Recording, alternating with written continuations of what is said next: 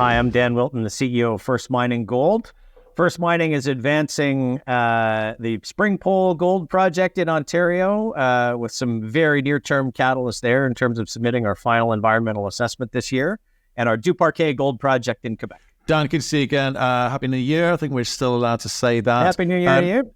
Thank you very much. Now, you've been busy boy since I last saw you. You were talking about raising some money, but that's closed. Nearly $11 million in the bank, hopefully.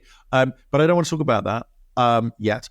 I want to talk about this base shelf prospectus. I'm always intrigued when companies do that. I mean, why did you feel the need? Because we're talking about a lot of money there. Yeah, so the base shelf prospectus really is a housekeeping item as far as we're concerned. It gives you some real flexibility when you go to raise capital using a prospectus. Now, keep in mind, I've been the CEO here for 5 years. We've done one prospectus offering in that 5 years. Most of our other financings have been private placements.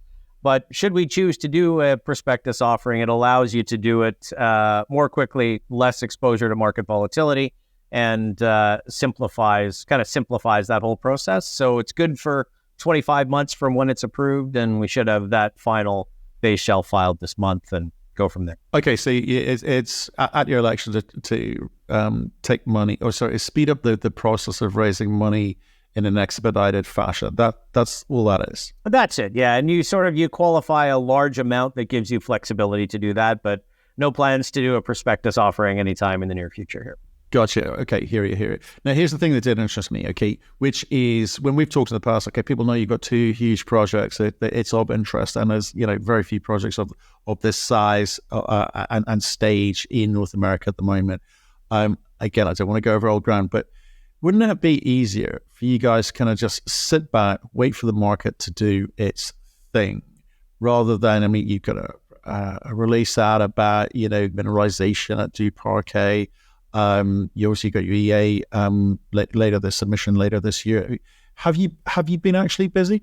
We've been very busy, and that's you saw this in the news release that came out. So we were active at Duparquet through the fall and into the winter. The drills really only wrapped up, I think, in late November, early December. So this is some of the drilling that we were doing over the fall as kind of our phase 2 of what's going to be a 3-phase program, and will total ultimately, I think, 20 or 25,000 meters. But this was a really important release in that what it demonstrates is some of that growth potential that we are going to see coming out of Duparquet. And we've, right now we're sitting with a resource at Duparquet, 3.5 million ounces M&I, 2.5 million ounces inferred, between the original Duparquet and the Duquesne deposits. But we really believe that we have avenues to see that grow to, 10 million ounces plus. And a lot of that is just following your nose, and some of the land consolidation that we've had, and why these drill results are important is they sit in between two of the satellite pits in the Duparquet resource. And the only reason there hasn't been a drill hole there before is that property was owned by someone else. One of those resource pits was owned by another company or another group of owners until 2016. So this is the first drill hole in between two established resources. And it's, the mineralization, we have a couple of good charts in the news release that show the mineralization looks like it continues across. There's no reason to believe it doesn't continue across. And now we have drill holes that confirm. So that's where we're going to see some of the growth at Duparquet, is just in following your nose on existing resources. And we honestly think that some of those, the potential of just that resource extension of known areas, can be another 2 million ounces plus. Right. Okay. But who are you signaling this to? Because you're going to look at existing shareholders, right, are going to be saying, look, it's big enough. And if you do feel like you're going to be doing some drilling, why not, take indicated up to inferred? Why not do that sort of thing? Why find new ounces? Who's that sending a message to? I'm sending the message to the industry quite clearly. That's really the target of this. Is you got to remember this gold deposit, which already is one of the 10 largest gold deposits, undeveloped gold deposits in Canada, is sitting in the middle of what is probably the most sought after gold district certainly in Canada, maybe in the world, in the Abitibi Gold Belt.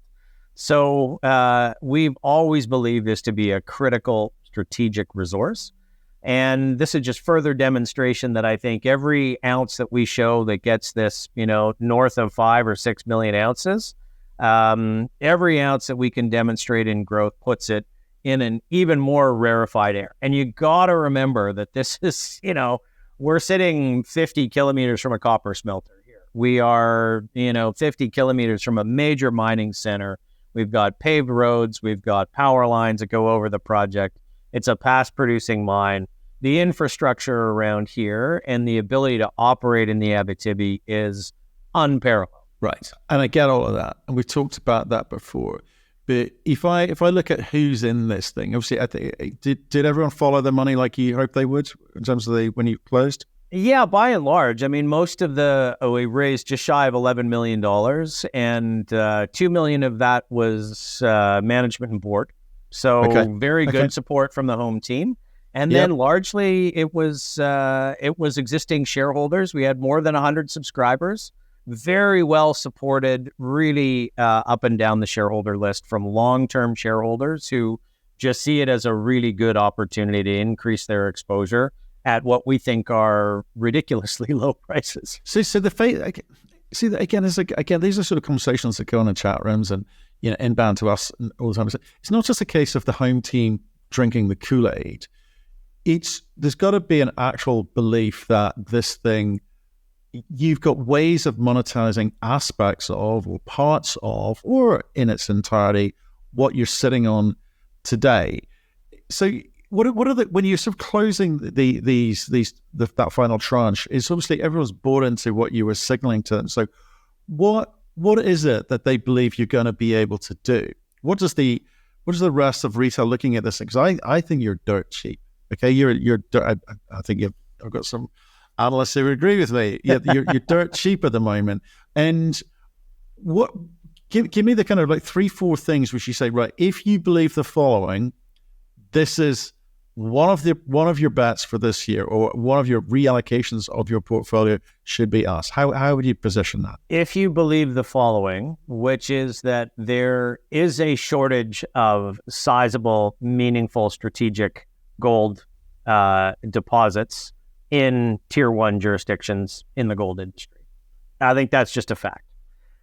If you have a perspective that you think the gold price is going to increase, which I think every gold investor does, and we certainly have that perspective. Now, we're not relying on that to demonstrate fundamental value. But I think the leverage that the projects of the size that we have give an investor is unparalleled in the industry, because you are getting leverage on massive, massive resources, which translates into, at a higher price, the NPV of our projects goes up very, very quickly. If you believe that we are at, somewhere between 2 and 3 standard deviations from the mean on valuations of gold developers right now, I've been doing this for 30 years as an M&A practitioner, as a private equity investor. I will tell you that developers have never been cheaper relative to producers, and that is unsustainable, because the producers need to grow. They're going to need to replace resources. They're going to be looking in tier 1 jurisdictions and ultimately looking for projects of scale like we have. So that almost always gets solved by the strategic market at one point or another. We haven't seen that really vibrantly yet, but I think that we are really poised for that to happen. So if you believe that there's a shortage of projects, big companies have, attractive valuations, and you're looking for projects that are continuing to advance, and teams that have an ability to continue to advance these projects in a downturn, and ability to be supported by their shareholders, to have the capital to do it, I think First Mining is a great, great bet. Okay, Dan, it was just meant to be a quick one, a little update, because I think we've got conference season kind of kicking off. I think the mood is positive. Lots of conversations around M&A, lots of conversations about joint ventures and money flow being talked about being investors. So I'm sort of intrigued to see how that goes during conference season. But as always, good to speak to you. We'll speak to you soon. You too. Thanks. Take care, man.